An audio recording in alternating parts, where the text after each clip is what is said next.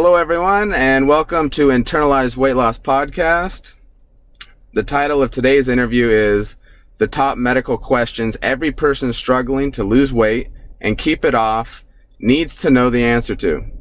My name is Oliver Carlin, and today I'm talking with weight loss medical expert Dr. Sandra Cabot about potential medical issues that could prevent overweight people from losing weight no matter how hard they try, especially if they have tried before and failed.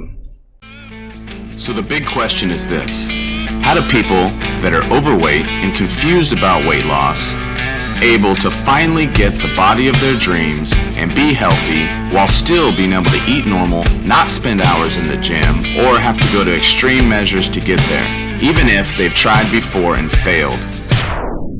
That is the question, and this podcast will give you the answer. My name is Oliver Carlin, and welcome to Internalized Weight Loss.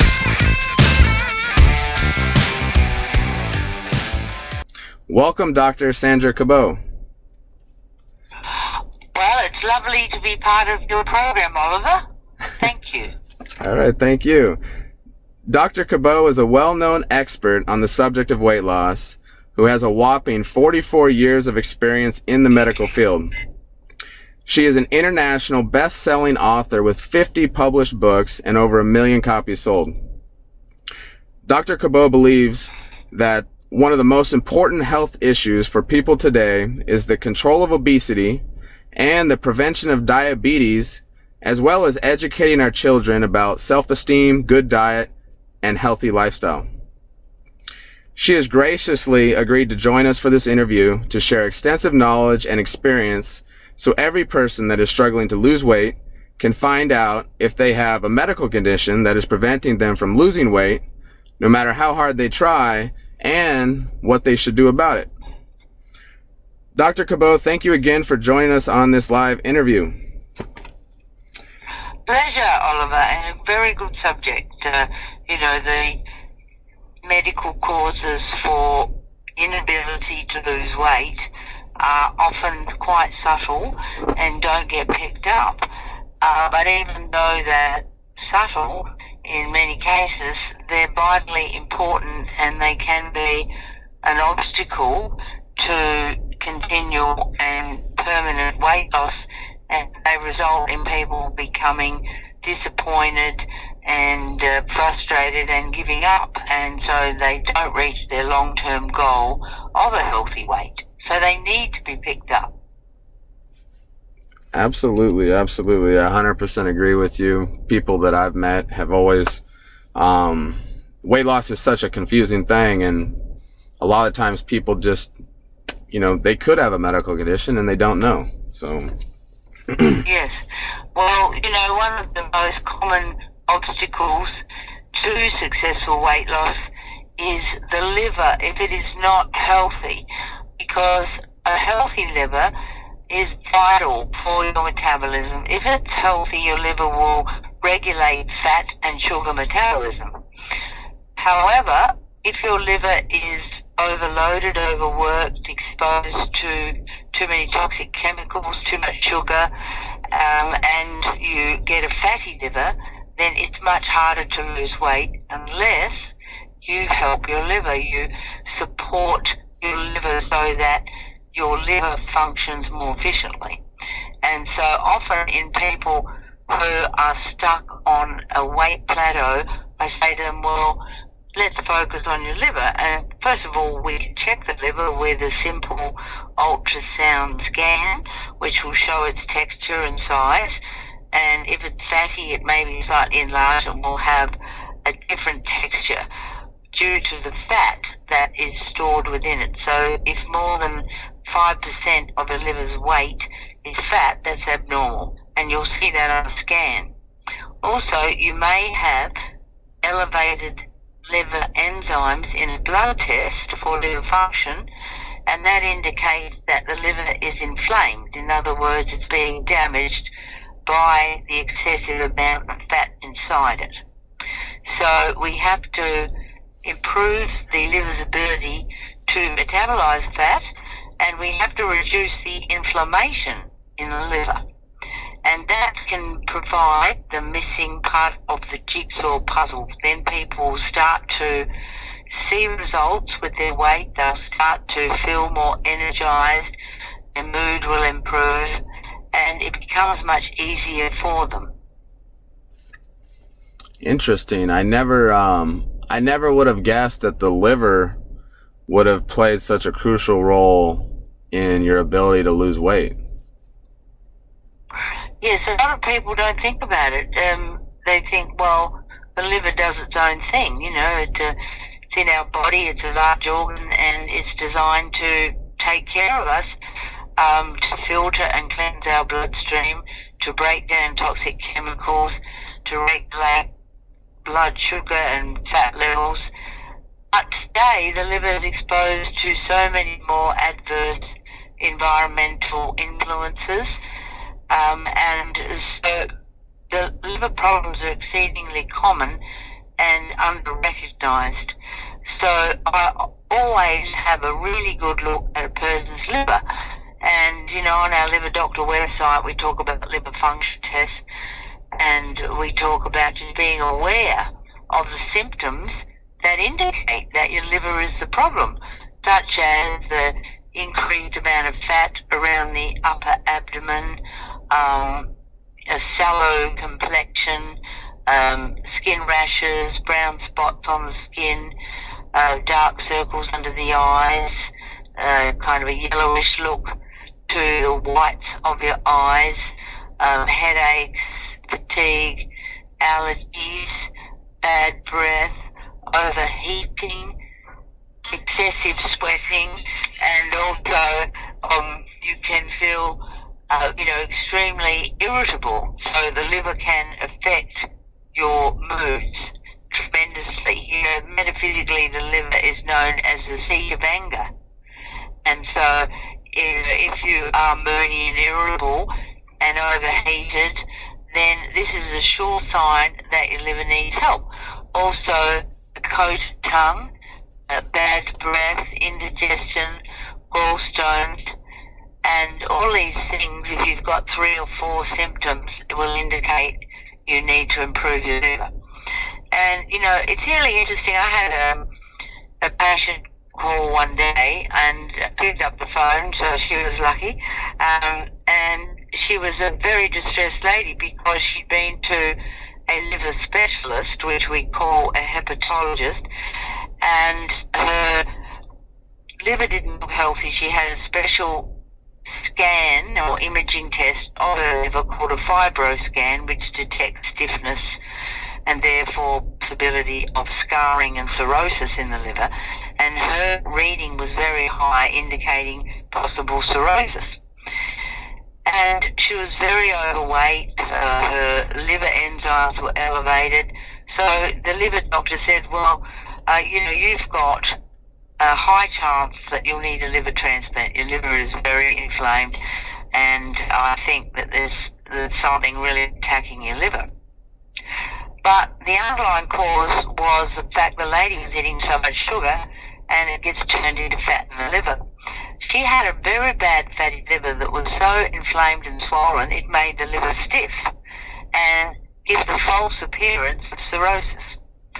So I put this lady on a good detox program with a good liver formula, and we gave her the 15-day cleanse, and within 3 months she had lost a lot of weight, about 50 pounds, and she felt very well, and her liver tests were almost normal.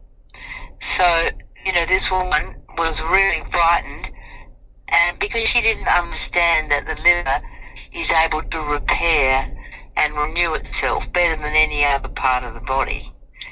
So, people don't really understand the liver. They don't understand how strategic it is when it comes to your overall health and your weight. So that's an interesting case history. So if you're stuck on a plateau and you're not feeling well, don't give up. Think about your liver, because when you improve your liver function, a lot of other things get better. That's why I've written a lot of books on the liver. I've learned a lot just by treating people's livers and seeing the diverse benefits that you wouldn't have expected. Because this is the wonderful thing about integrative medicine. So if you're battling with your weight, think about your liver, get to understand the liver, and work on that. Interesting. So I wonder what causes, like, how does the liver cause your body to just put on more fat overall? Yeah, interesting question, Oliver, because the liver has a lot of functions to do with metabolism and the storage of fat. So if you have a fatty liver, you won't be able to lose weight easily.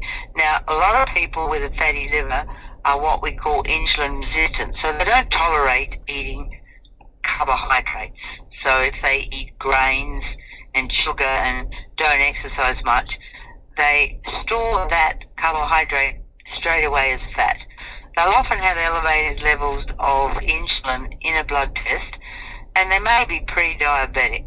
So they're just born that way. They're prone to diabetes, and they have to adjust their diet so that it's much lower in carbohydrate, and that will control their metabolism hormones, namely the insulin and leptin. So it's not so much how much they're eating, it's usually what they're eating.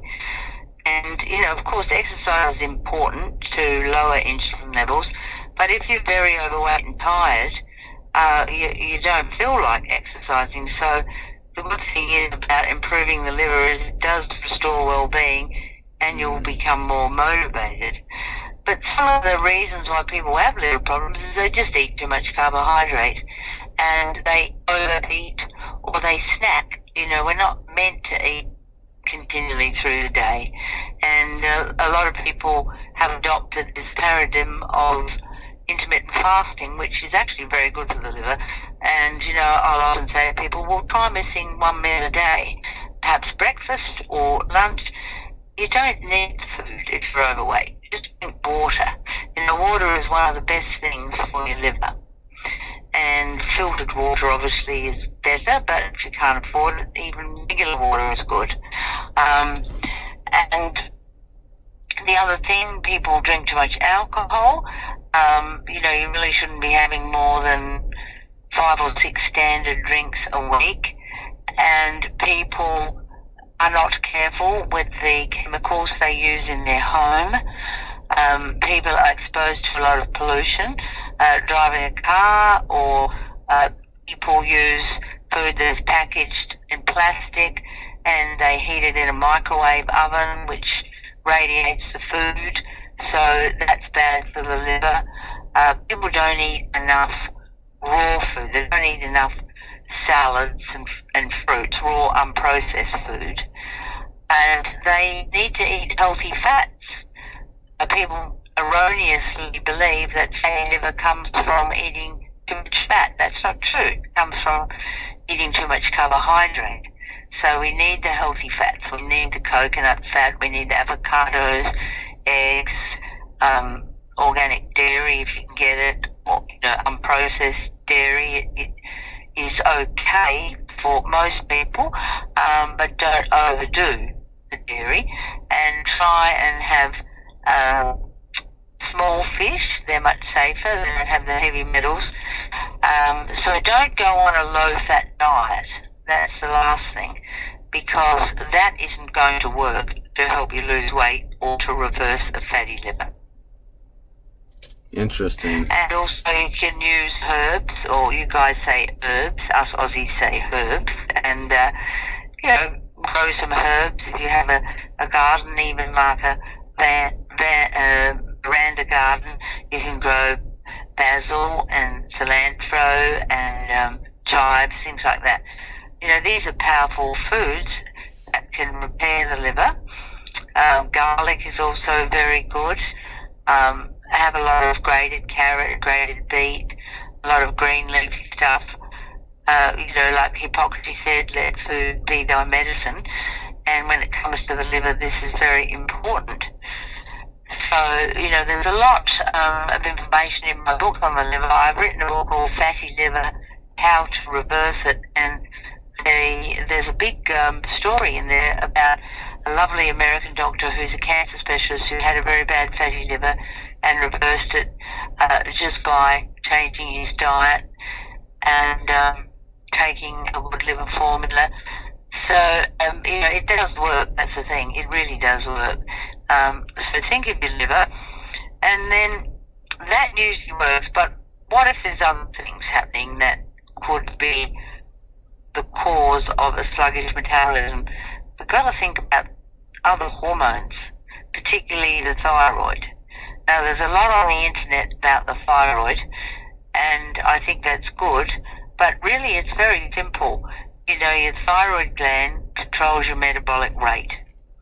If you have a unhealthy thyroid, perhaps it's not getting the iodine or selenium that it needs through the diet, or perhaps it's being irradiated too much by your cell phone, or perhaps you have an autoimmune thyroid inflammation called Hashimoto's, which is extremely common, then that is going to make it much harder for you to lose weight because your metabolic rate will slow down. So a lot of people are low in iodine. It's a huge problem worldwide, and you won't get enough iodine in your diet unless you take a supplement or you're eating seaweed. So you've got to be careful with the seaweeds, because if they come from Asia, they can be contaminated. So I tell people to be very selective about the type of seaweeds and kelp that they would buy. But you can use those things in soups, in stocks, or you can stir them into juices. So kelp powder is good. And also, selenium is a mineral that is essential to a healthy thyroid. Worldwide, there is a big deficiency of selenium in the soils.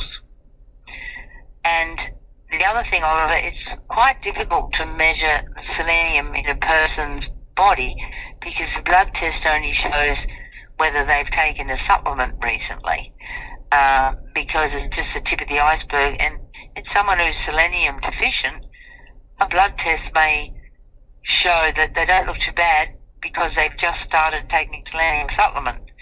But it takes several months for the selenium in the blood to be incorporated into the inner part of the cells we call the nucleus, and that's where selenium exerts its beneficial effects. So don't be concerned about a blood test for selenium. It's really not essential. If you have a thyroid problem, I would take a selenium and an iodine supplement. So that's very important, and we have information about that on the Liver Doctor website. Now, what if you do have an underactive thyroid and it's been so damaged by various factors that you need to take thyroid hormone? Well, that's not a bad thing because it's a natural hormone, but some people are intolerant to the thyroid hormone, or they find that the Synthroid or the threonine doesn't work very well after a while. And this is because they are deficient in selenium and perhaps iodine. You see, you need to convert the thyroid hormone to its active form. And it's really interesting, if you are deficient in these minerals, the thyroid hormone tablet that you're taking won't work as well because you won't convert it to the active form. Also, a healthy liver is very important because thyroid metabolism is also occurring in your liver. So it's like a balancing act. You really need to address these nutritional deficiencies and your liver function if you have a thyroid problem. And it can make a big difference to people who are struggling with their weight when you give them the iodine and selenium and you take them off gluten and you reduce the amount of radiation to the thyroid gland. So hopefully that's been helpful for you there. Oh, absolutely. Something interesting you were saying. So what I got, the big stuff out of what you were saying, was the liver is going to affect the metabolism. The thyroid affects the metabolism. And so selenium and iodine are crucial minerals for, allowing your body to actually process the hormones and everything to be effective to help your metabolism. Yes, the liver comes in every problem. So sometimes it's not just the liver, there's other factors there that need to be addressed.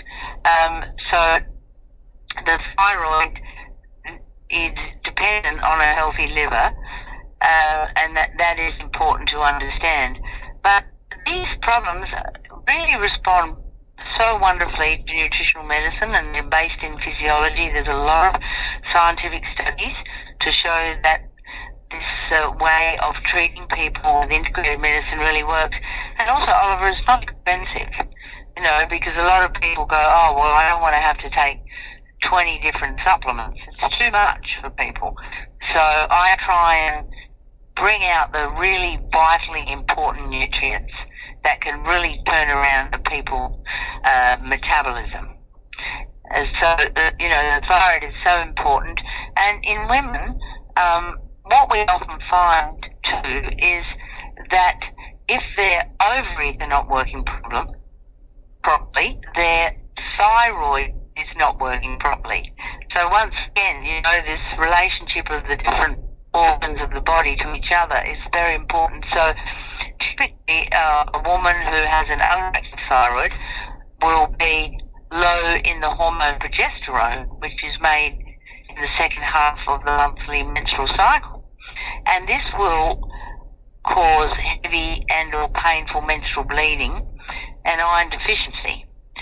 And this will exacerbate the weight gain. So what we find is when we improve the thyroid, the menstrual cycle will improve and the amount of bleeding will reduce, but we may need to use some natural progesterone as well in the form of a cream. And that can help weight loss, particularly around the hips and the thighs. So the other thing, if the ovaries are not working properly, let's say you're not ovulating regularly every month because you've got polycystic ovaries, you won't produce progesterone, and that will impact adversely on the thyroid gland. So I always look at the ovaries as well, and look for signs of inadequate progesterone. Women with polycystic ovaries, they don't ovulate regularly, they produce too much testosterone, they don't produce enough progesterone. This can cause insulin resistance, it can cause weight gain in the abdominal area around the hips and thighs.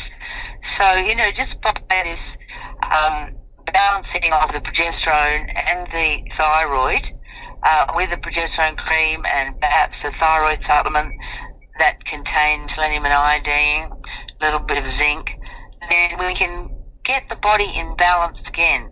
And that subtle change will make a powerful difference on the metabolism. And it's really helpful for people.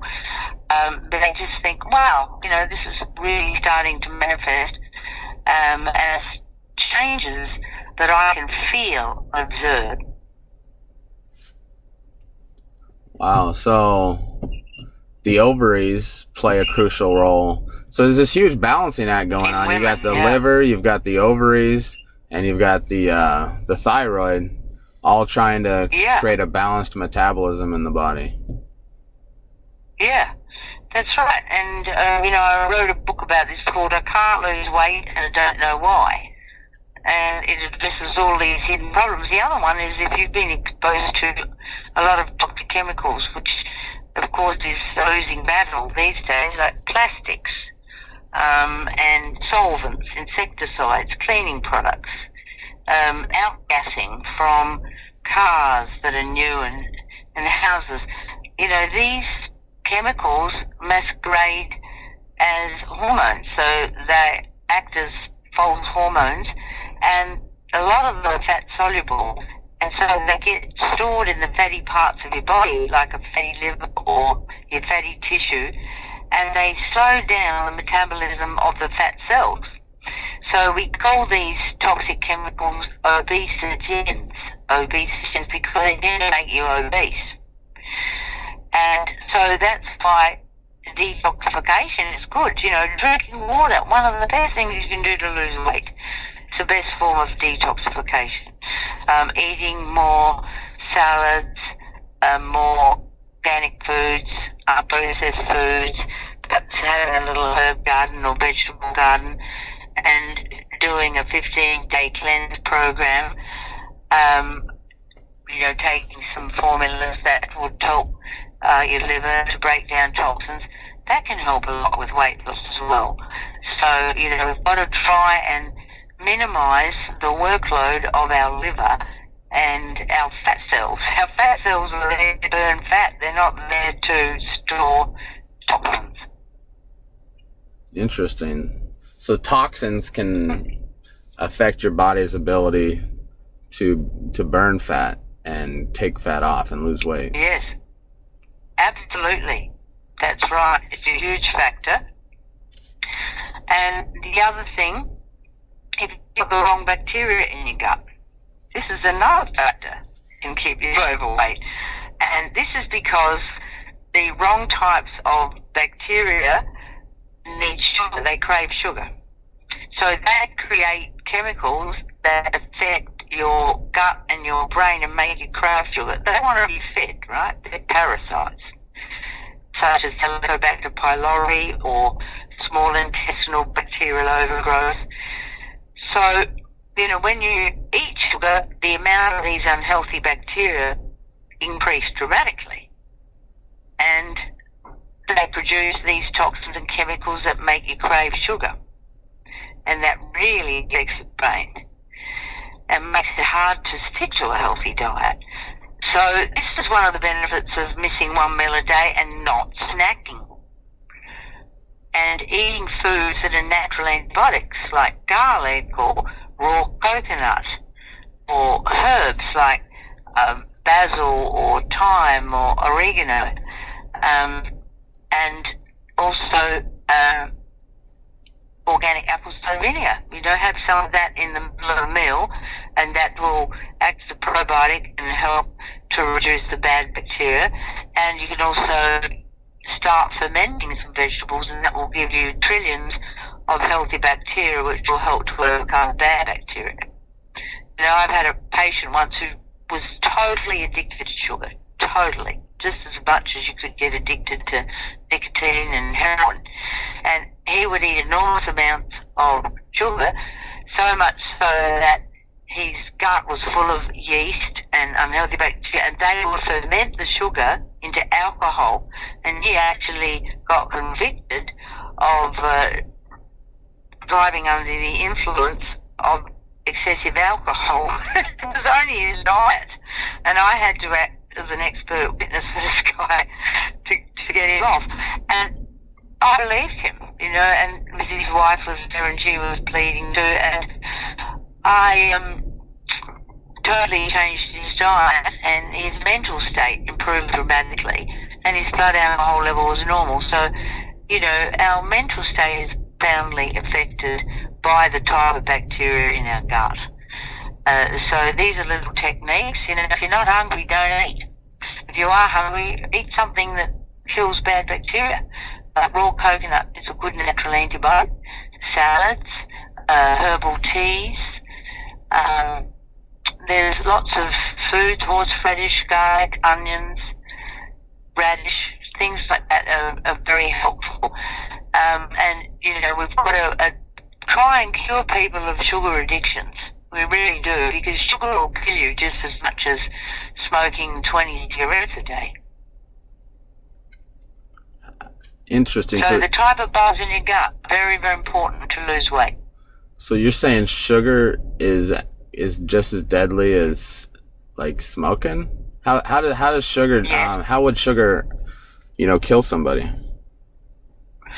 Well, look at diabetes. It's an epidemic, and it kills a lot of people before they should, at a young age, because the sugar causes all of the deterioration in the proteins in our body. Sugar's sticky, and it sticks to the vital proteins in your body, and they all get tangled up.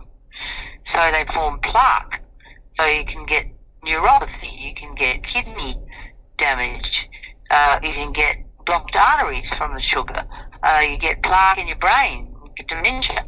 Sugar is very, very toxic. Now, I'm not talking about fruit. I'm talking about all processed food and, candies and just eating too much sugar. We really need to control that.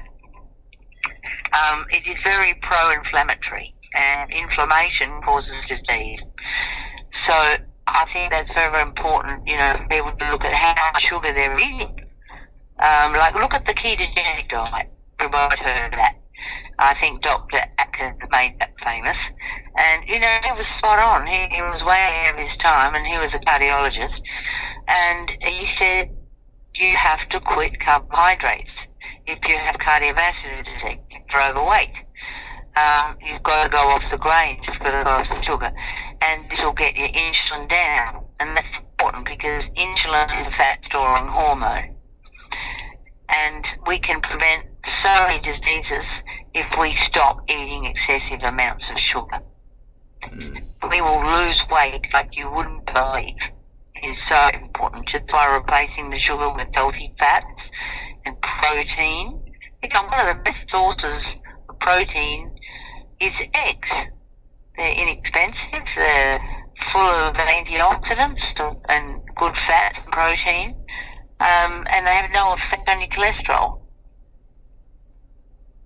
Interesting. Now, I like what you said about... Yeah. You said... And we could create an egg diet, right? An egg for breakfast, an egg for lunch, an egg for dinner. Yeah. That'll get wild. No, I'm just kidding. But it's healthy, People should be eating foods that God created, not man created. Yeah. Right. Yeah, kind of like the paleo diet used to really stress was like whole foods and stuff like that from the earth, and so and people look at the cost, eating a bit of butter and eggs and some healthy cheese, some fish, some seeds, some nuts. It fills you up. Fat really fills you up, takes away hunger, so you probably end up saving a lot of money that way. High sugar foods are very processed and they cost a lot of money. Right. And we don't want to eat trans fats. They're in the processed food. So for a lot of people, they're not overeating that much, but they are eating the wrong foods. Now, the other thing that affects your weight is your brain chemistry. If you're depressed, if you're not making enough brain transmitters, and we make our brain transmitters from protein, so from amino acids that come from protein, like tryptophan and tyrosine. So eating protein is going to improve your mood, and that will reduce your cravings. Now, if people have depression and anxiety and are comfort eaters, then that's important to address. So, they need to look at relaxation therapies, perhaps learning to meditate, perhaps doing Pilates, Tai Chi, just going out in the fresh air, doing some deep breathing, and, looking at nature. They need to work on their self-esteem, improve their self-esteem, very, very important. You've got to learn to love yourself to health. And, a lot of people, they don't believe in their own power. And that's very, very important because you can achieve anything in this life through persistence. And one of my favourite sayings is, it's not original actually, it's from Henry Ford, but it is, whether you think you can or whether you think you cannot, you are right. You just have to persist. And it's your mind that will be the greatest enemy. It will tell you, oh, you're a failure. Look, you're not losing weight. you're going to get stressed and you're going to turn back the thing that comforts you. You've got to stop listening to that. You've got to stop listening to that. And you've got to get in touch with your true self. And that's where meditation helps to put you in touch with the energy that sustains your life. And it satisfies those cravings. Self-esteem's a big thing. And I often say to people, don't weigh yourself every day. Throw the scales away, because what are you trying to achieve? You want to be the skinniest corpse in the cemetery? No, you want to be a healthy person and you want to enjoy life. But to do that, you need to have a healthy weight. So let's look at the journey of getting healthy and having a healthy diet and learning to love ourselves. Focus on that. You will lose weight. You cannot fake, because it's based on science and physiology.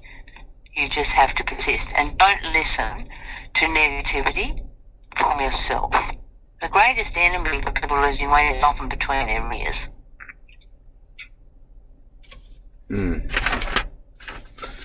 Yeah. That's very good info. One thing you mentioned was, the fact that people aren't really overeating by that much in general. They're just eating foods, I guess, that are bad for them, essentially, and causing all these problems in their body. Huge problems. We're eating nutrient deficient, sugar-rich foods. And this is, the food industry. You really have to be careful not to be a sheep, and just get sucked in by what you see on the media. There's a lot of false information out there. And that's why I write books, because I try and share, this physiology. I've been a medical doctor for nearly 45 years, and I've always used integrative medicine. And, I see a lot of influence from the drug companies to make people dependent on various medications. For example, diabetes, Well, people go to the doctor and they become a diabetic, not a person. And the diabetes industry is huge. There's so many drugs for diabetes. Now, some drugs, they do help. But there's so many new ones. They're coming out at a rate of knots, And we don't focus enough on telling people the simple basics. Cut out the thing that's making you diabetic. Now, look, if you don't want to change your diet because you're not motivated and you love sugar, that's fine. I'm not a nanny. I'm not going to be telling people what to do. But, in my medical practice, I see people who want to take a more scientific approach, and they're willing to change their diet, and they're willing to maybe take some magnesium to help their sugar metabolism. There are supplements which can help to lower blood sugar and insulin. Berberine is a very good herb that can help to lower insulin. It's been proven to be just as effective as the drug metformin. Magnesium, very important for people with diabetes. And people need a lot more information about the cause of diabetes, not so much information on the drugs. Now, there's two types of diabetes. Obviously, if you're a type 1 diabetic, you need insulin. And insulin is not a drug, it's a natural hormone. But the vast majority of diabetics are type 2. And what causes that is eating too much carbohydrate. And that is related to the insulin resistance. Their insulin doesn't work properly. So if we can get their insulin down and we can get their insulin working better, their blood sugar comes down through inexpensive basic techniques like a bit more exercise, some magnesium, some berberine, eating more protein, healthy fats, then that's going to save the government a lot of money. And it's also going to get better outcomes because you're going to reduce the complications of diabetes. Now, sometimes people need drugs as well, but if we're able to integrate that with nutritional medicine, they won't need to take big doses and they won't be at such a high risk of side effects. Yeah, that's great. I mean, that's one thing I believe too, is, you should go to the source of the problem instead of treating the symptoms of the problem. I think that's great advice. Yeah. But you need to motivate people. And how do you motivate people? You give them understanding and they go, oh, I didn't know that. That doesn't sound too hard. There's so much confusion because the emphasis is in the wrong place. Exactly. But, a lot of type 2 diabetics can reverse their disease, and then they won't get the complications. They won't get the neuropathy. They won't get the kidney failure. They just need the right direction. And they'll lose weight much more easily. You've got to get the hunger hormones down. You've got to get the insulin down because it's a fat-throwing hormone. You've got to get the hormone called leptin, Leptin, leptin. You've got to get that working because that regulates hunger as well. And when a person has been overweight for a long time, if you test their blood levels of leptin, it's very, very high. It shouldn't be above 12, but they might have a level of 400.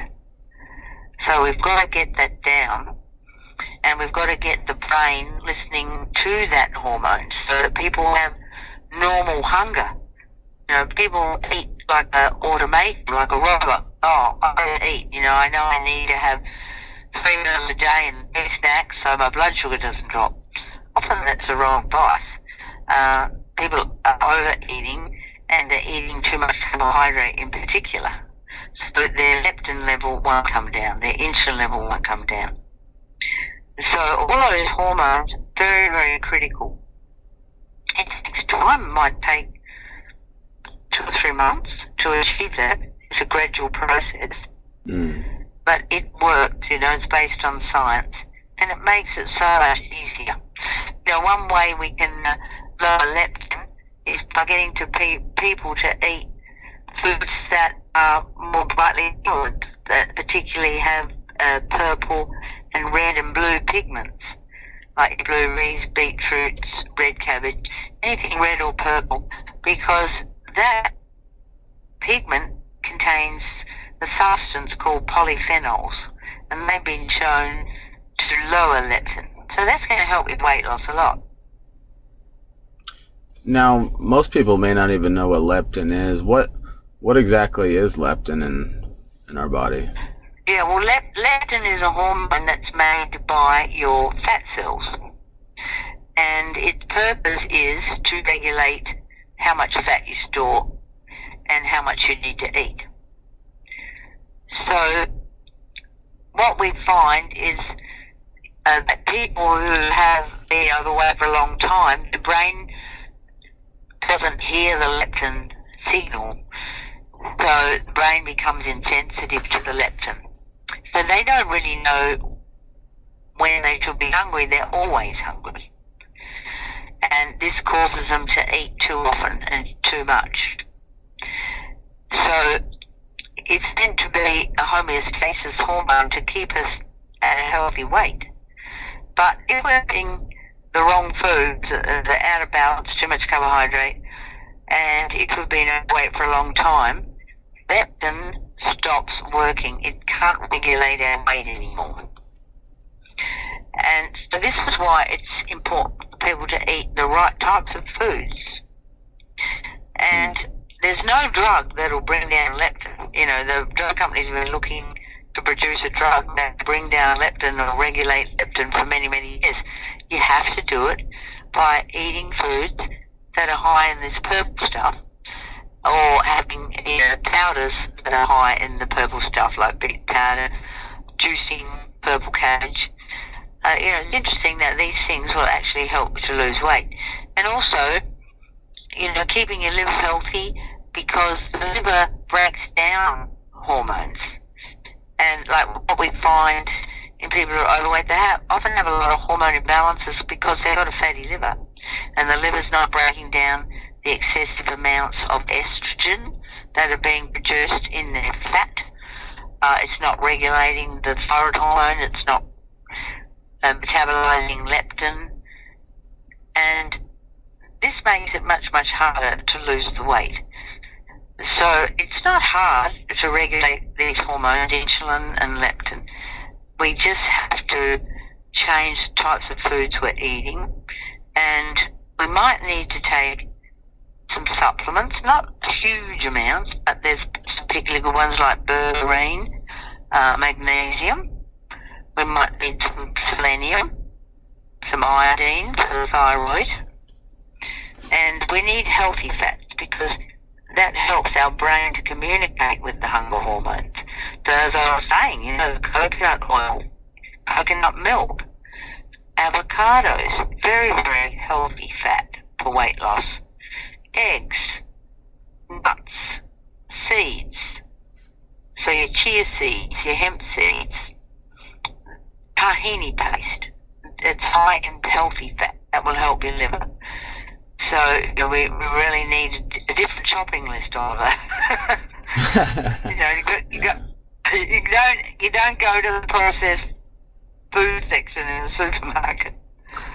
But I think a lot of those snack foods and these, processed foods, they're very addictive. It's just got to change the pathways in the brain to stop craving these things, and you give people understanding, and that will change their pathways.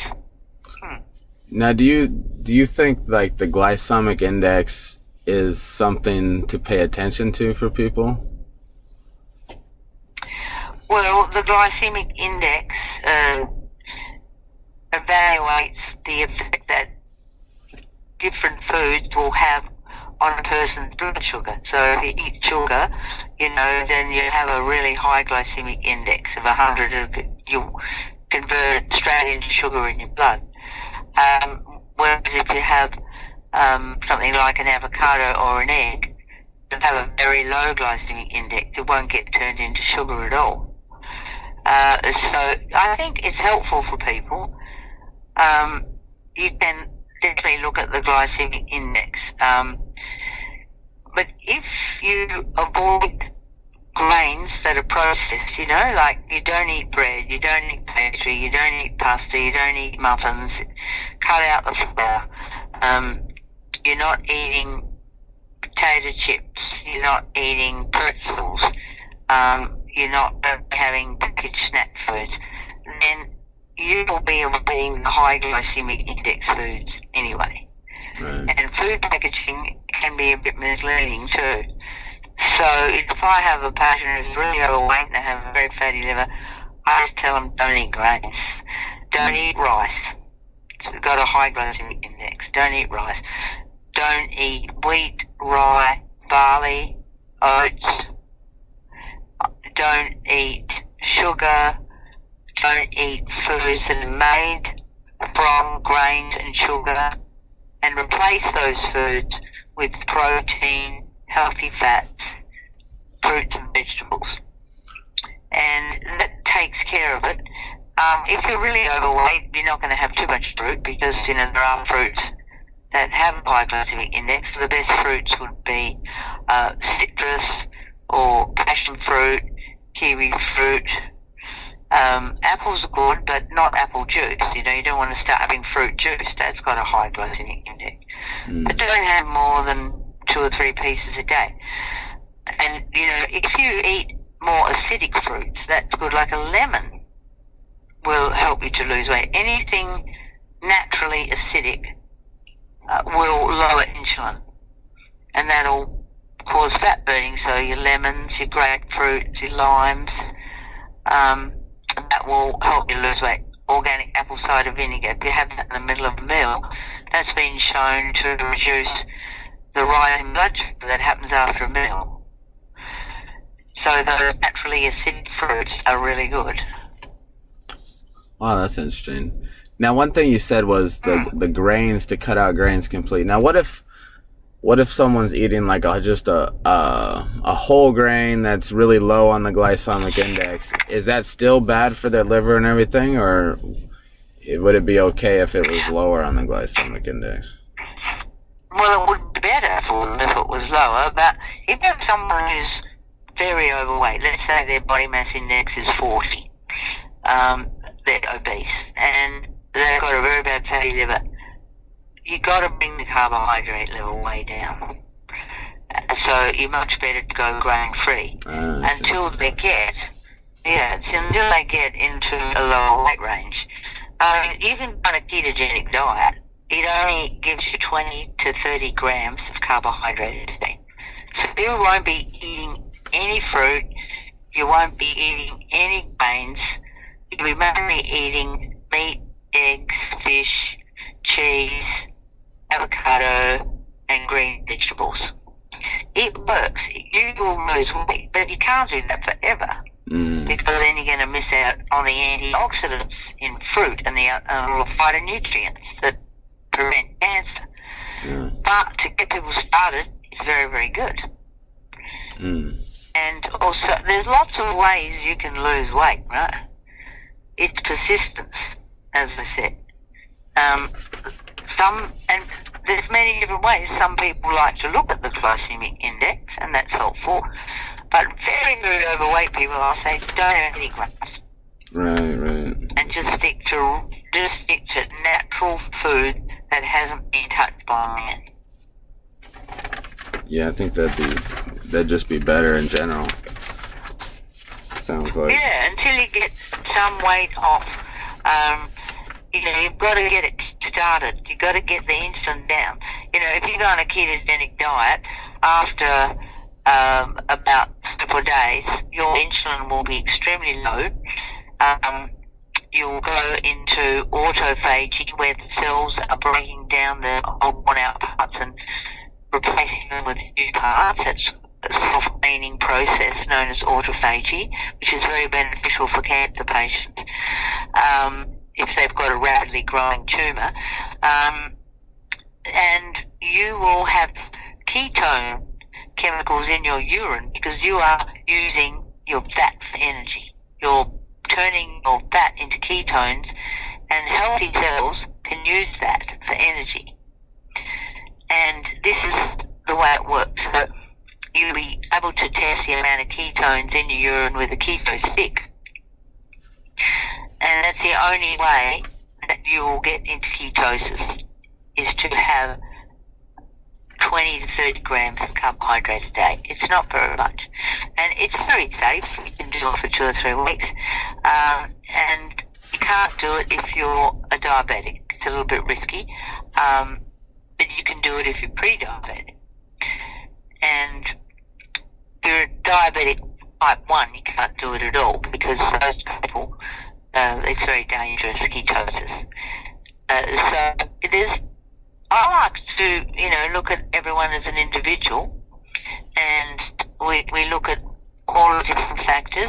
Very important to exclude diabetes, very important to check the thyroid, check the nutritional deficiencies, check their liver, examine their diet very heavily, look at their mental state, look at their environment, are they exposed to toxins, look at the type of bacteria that they have in their gut. And you can usually tell that, just by asking for symptoms. You don't have to have a whole lot of expensive poo tests and things like that.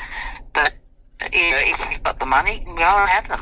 You could have a parasite in your stomach called Helicobacter, which is making you crave sugar.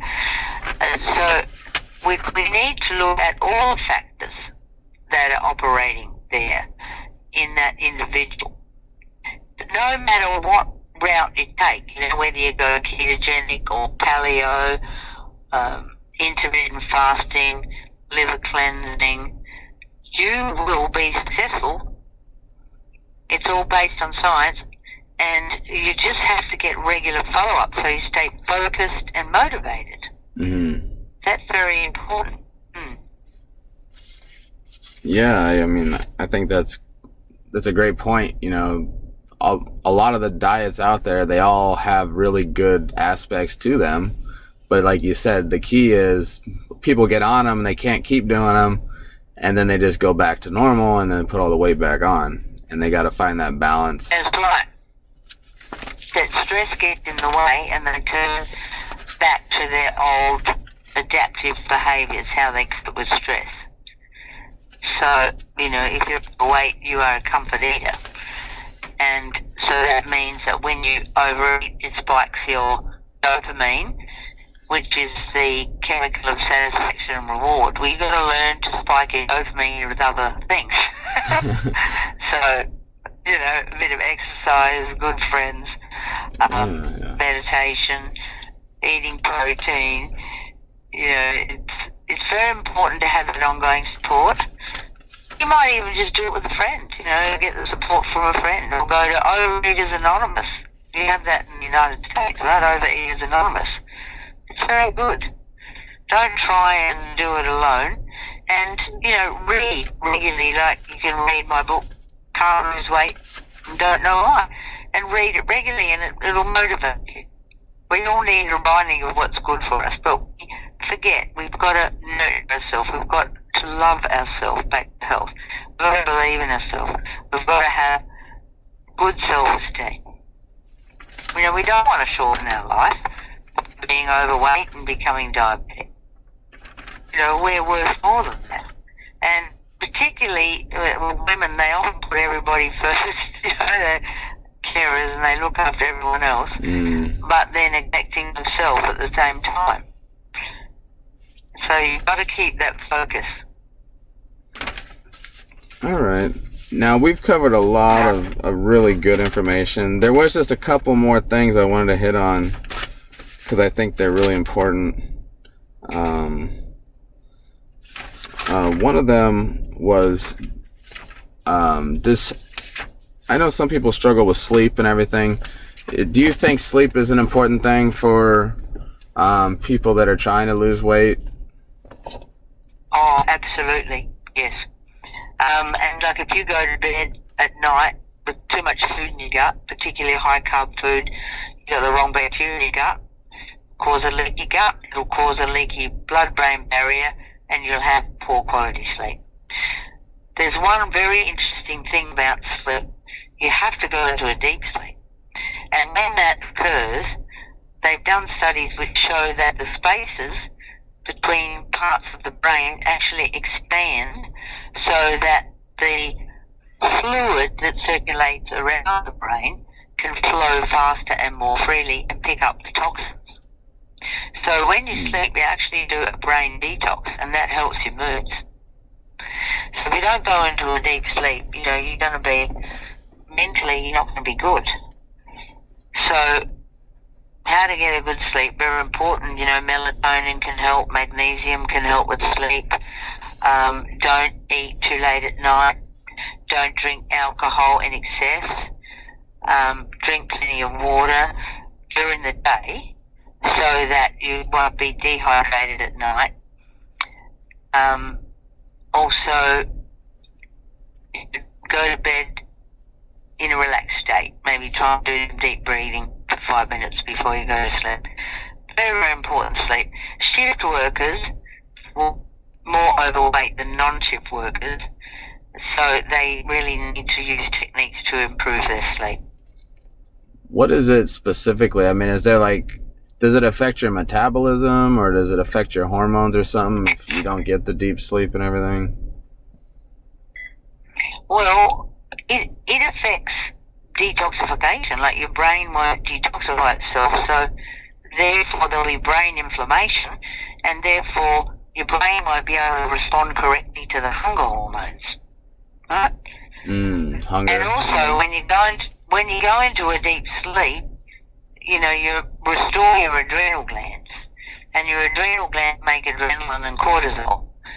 So if those hormones are out of balance, you're going to be tired. You're going to be less inclined to exercise. Okay. So there's many reasons that poor sleep will cause weight gain. I see. Gotcha. Okay. Another one I get a lot of questions on is specific to belly fat. People want to know specifically how to target belly fat. Is there a specific reason, like people would gain weight in their belly specifically, and there's something they can do about it? Yeah, there is. Yeah. Well, if you've got weight mainly accumulating in the upper part of the body, so the abdomen and around the thorax, that is due to insulin resistance. So that will increase your risk of diabetes greatly, and you've probably got a fatty liver as well. Whereas if you've got the weight gain around your hips and thighs, as a woman and you're mainly pear-shaped, that's more to do with estrogen dominance and lack of progesterone. So abdominal fat, that's a sign that you've got fatty liver and your insulin's too high, and you could be pre-diabetic.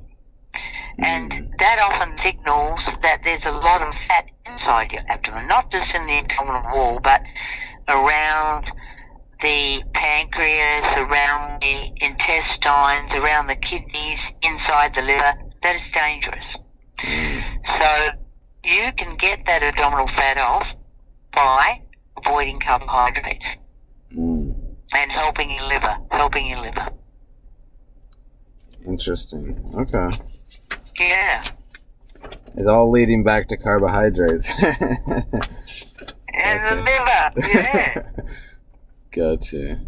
Now, one thing people turn to a lot, well, I wouldn't say a lot, but it's definitely a serious issue, is like purging and stuff, where people, throw up as a method to like lose weight. Have you ever dealt with those types of situations before? People turn to protein, did you say? Like purging, where they'll purging, yeah, they take laxatives, yeah. Well, that doesn't work at all. Because it's very temporary, and it's much better to do a safe, gentle 15-day cleanse. So you're only going to cause a lot of inflammation in your gut by doing an extreme detox. That doesn't work at all. What I mean, you can take things to reduce your appetite. You can take bitter melon, you can take gymnema sylvestre, there's a formula called metabazole with those herbs in it that reduces appetite. But they don't purge, they just work on hunger hormones, and they work on insulin metabolism. But, the extreme purging where people take laxatives or emestics, very bad. Often these people have an eating disorder, such as bulimia or anorexia. Yeah. And these things can be addressed by psychotherapy and, working on people's self-esteem. This is all about self-esteem. You've got to get people to believe in themselves and to accept the way they are. I mean, who's got a perfect body? Well, I saw a photo of you. You look pretty good. Whereas, not many people are able to get to that level where they look like an elite athlete. And I mean, people would say, I'm quite thin. I've always been thin. That's my genetics. Some of us are genetically programmed to put on weight easily. There's definitely fat genes, but we can turn them off with the right diet, the right minerals, and the right herbs. But I'm close to 70 now, and there's not that many people around the age of 70 that look like elite athletes. People have got to learn to make the best of what they've got. Exercise is super important. I mean, I know that's your gig, that you teach people to be fit and to be strong. It's so important to exercise. Otherwise, you're just going to lose weight and have weak muscles and won't be toned. But people strive for an unrealistic goal. Everyone's different. You've got to say, well, this is realistic for you, and let's work on that. Yeah, so, particularly for a lot of young people, they just have really low self-esteem, and that's why they go to these extremes, and it's very dangerous, and they don't get proper help they need. You know, I used to see patients with anorexia, and they're very hard to treat. Anorexia it's very dangerous. You know, 10% of these people die. Wow. And I learned you had to use reverse psychology. So instead of telling them not to sleep, you tell them, instead of telling them that they need to eat more, you tell them, well, you don't need to eat so much, but what about having this really good meal supplement, protein powder, that will actually help you to lose weight more? So that's what they want to hear, right? And then they will take the meal replacement and probably take their life. But these people are so out of touch with reality and who they really are that you have to use reverse psychology to save their life. You know, it's very, very important to get the person's self-esteem and to understand the person. And, you know, we have a big problem with eating disorders. I mean, how many people go and have gastric bypass, very dangerous surgery? And we have sleeve surgery, gastric sleeve surgery. Look, it's good. You know, some people will lose 100 pounds, 150 pounds, and it might save their life. But unless they get their mental state back into the correct state of balance and happiness, they can put a lot of the weight back on because you still eat chocolate and drink chocolate milkshakes and sugar through a gastric sleeve.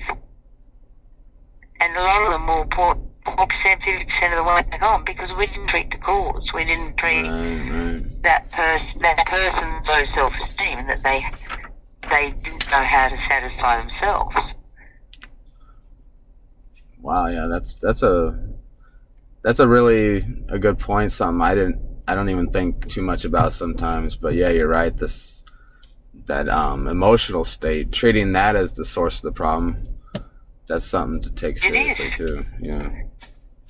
Yeah. It's very, very important. And, you know, some of these eating disorders are very dangerous, and, you know, understanding how to get into somebody's psyche and really motivate them is important. Right. You just never give up, you know? That's very, very important. Now, one other thing that I see people struggling with, that I've seen it on two separate occasions that ended up being a big deal, but was people were taking medication and they were struggling really. They were really trying to lose weight and they couldn't, and they came later and told me that they had found out that the medicine they were taking was actually causing them to be overweight. Have you That's true. Yeah. Well, if you're taking 4 or 5 different medications, then you're overworking your liver. Your liver has to break down those medications. So there'll be less energy left in the liver to burn fat. So, you know, particularly older people, they'll often be taking a cholesterol-lowering drug, an antihypertensive drug, perhaps an anti-inflammatory drug, an antidepressant, a drug to break off their stomach acid. And their liver function is adversely impacted. They'll put on weight. So, you know, if you improve a person's diet, you're also treating those other problems, aren't you? You know, their blood pressure will come down, the stomach acid will normalise, their inflammation will go down. They won't need as many medications. But that doesn't suit the drug company philosophy of, you know, if we have too many healthy people, we won't be able to sell our drugs. Exactly, right. And it takes time, you know, to really help people. It takes a lot of time. You have to have that empathy. You have to have that compassion, passion. And, you know, a lot of doctors are overworked. And I'm not blaming the doctors, but I think that's why I think organisations like Overeaters Anonymous are so good, because they get into people's psyche. and they give people understanding. And, you know, going to a gym where there's a holistic approach is very important.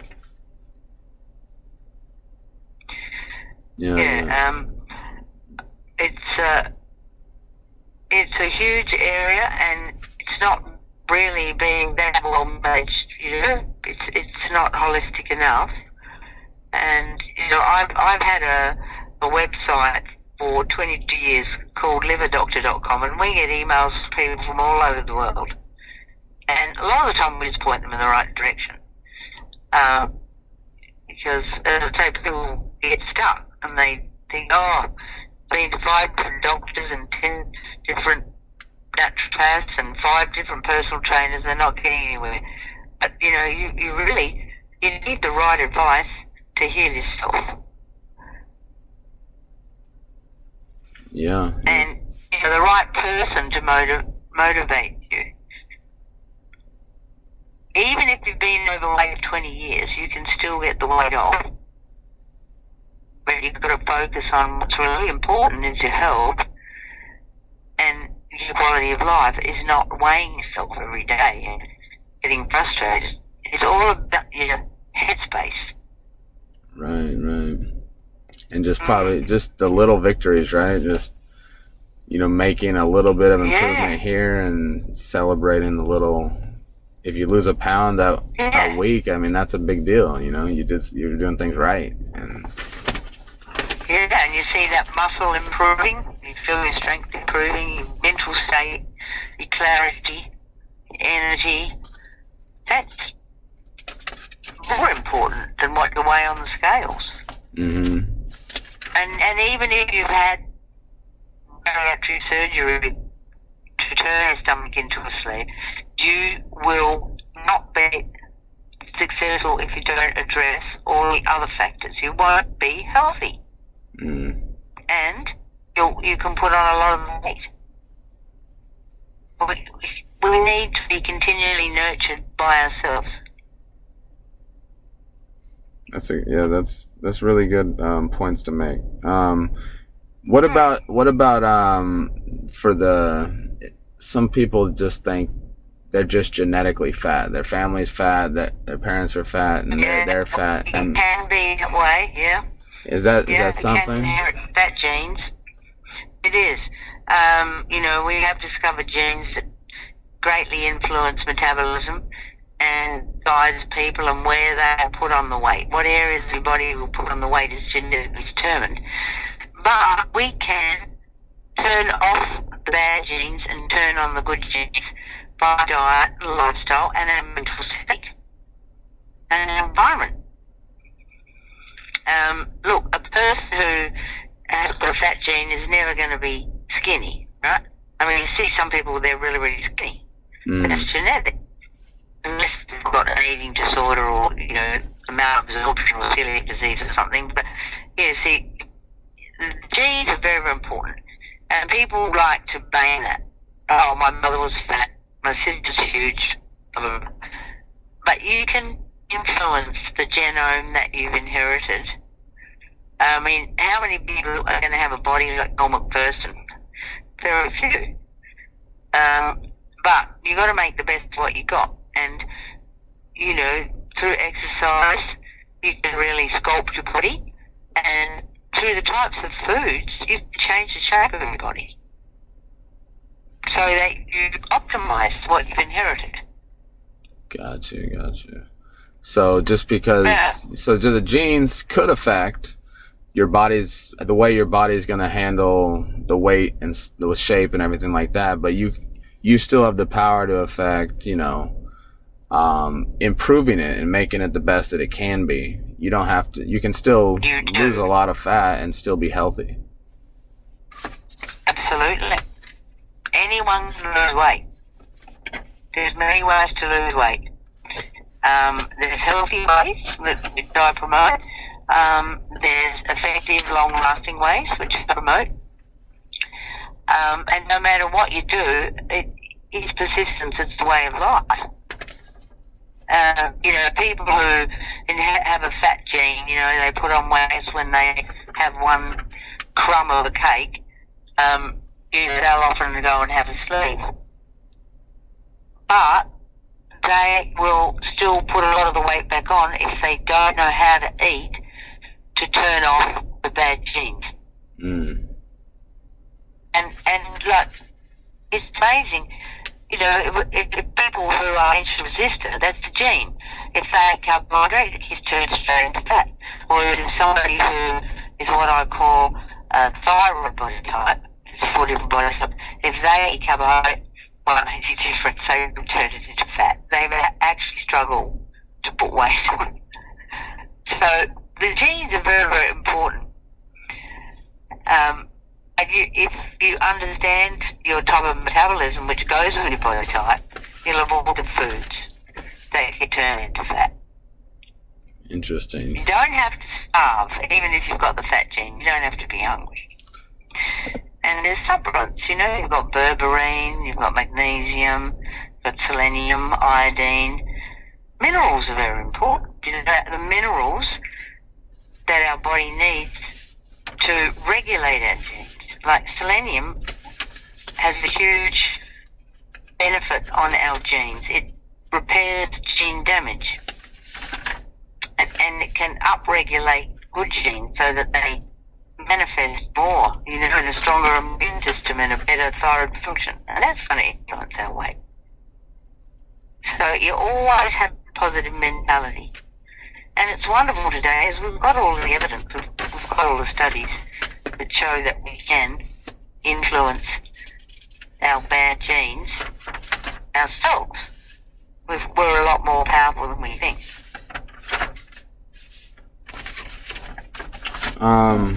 Yeah. It's all like you were saying in the beginning. It's about what you believe, right? If you believe you can, you can. Yeah, that's right.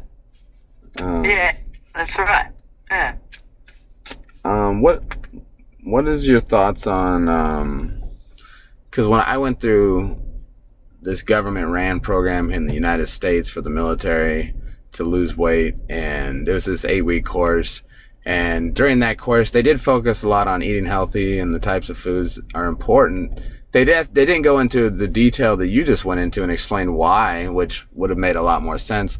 But their main focus during that course was energy in versus energy out. The amount of food that you eat compared to the amount of energy you burn throughout the day. That was literally the main focus of the entire 8 weeks, was that if you eat less or than your body uses, then at the end of the week, you're going to lose weight. What are your thoughts on that? Well, there is truth in that, but it's not as simple as that. Because if you eat an avocado, it has quite a lot of calories. I can't remember exactly off the top of my head, because it's high in fat. But because it won't elevate insulin, you won't turn it into fat. You'll turn it for energy. If you eat the equivalent calories in bread or cake, that will elevate your insulin, and insulin will turn that register into fat. It's not as simple as calories in, calories out. And this is why people struggle, because if they have got problems with their genes, or they have nutritional deficiencies that impact on their hormone function, or they're overloaded with toxins, they will struggle with the rate of weight loss. And you could take 100 people and put them on exactly the same amount of calories a day, but the rate of weight loss will vary a lot because of the individual metabolism and their nutritional status. Yeah, I 100% agree with you. It's valid what they're saying, and it's good to keep things simple, and it works for a lot of people. But we're talking about the problem cases, aren't we, where people really struggle and they give up. And so they go to people like you, people like me, they know that something's missing. know that they're trying really hard and they should be losing weight, but they're not. Mm. So we see jigsaw puzzle and we got to find the missing pieces. Right. Yeah, because I remember this one girl, she told me, she said she couldn't take any less calories because she was already down to 1,000 calories a day, but she couldn't lose any more weight. She wasn't keeping the weight off. And that's, and I think that falls exactly into what you were saying. She'd reached a point where she couldn't take any less calories, but she wasn't losing weight. And it had to have been some of these other issues you were talking about. Yeah, that's true. Oh, it's a fascinating subject, and perhaps we should talk more about it at another time. But I think we've probably given people so much information. Wow. Yes, perhaps we should talk at another time and look at more in depth. I'm sure we definitely could. Yeah, and break things down a bit, and maybe people will contact you with some questions, and we could explore the answers for. Well, absolutely, and I'll definitely take you up on that and hit you up at another time. I know we've ran out of time today. We've definitely overloaded everyone with information, but I do want to thank you. We have. I want to thank you for such a great an interview. I'm sure all the people that are struggling to lose weight in our audience, learned a ton from all this information about medical conditions, and that there is just so much more into it than that's on the surface, really. So thank you for sharing. Thank you for sharing your expertise and experience so graciously. Do you have any closing remarks that you would like to share with the audience, though, before we close out the interview? Well, just look, if people have any questions, they can go to liverdoctor.com and email us. They can send in any questions to Oliver, and Oliver can pick some questions that he would like to explore with me. I think that's a good one. And look forward to talking to you again. Yes, and next time we talk, I want to get your story, because I'm sure with all your experience, the audience would benefit a lot knowing your backstory on how you got to where you are. I've got some funny stories. All right, really interesting. Yeah, really interesting. Yeah, and I'm hoping you send me a copy of this interview too, Oliver. Oh, I'd love to have a copy of it. You want a copy? Absolutely, you definitely. We'll put you on our website too, because it's good to talk to someone your age, and you look fantastic. It's quite funny. I know I shouldn't be cheeky, but some of my staff, they sent me your email and said, "Oh, this guy called Oliver, he wants to do an interview with you." And I looked at the picture and I said, "Yeah, sure."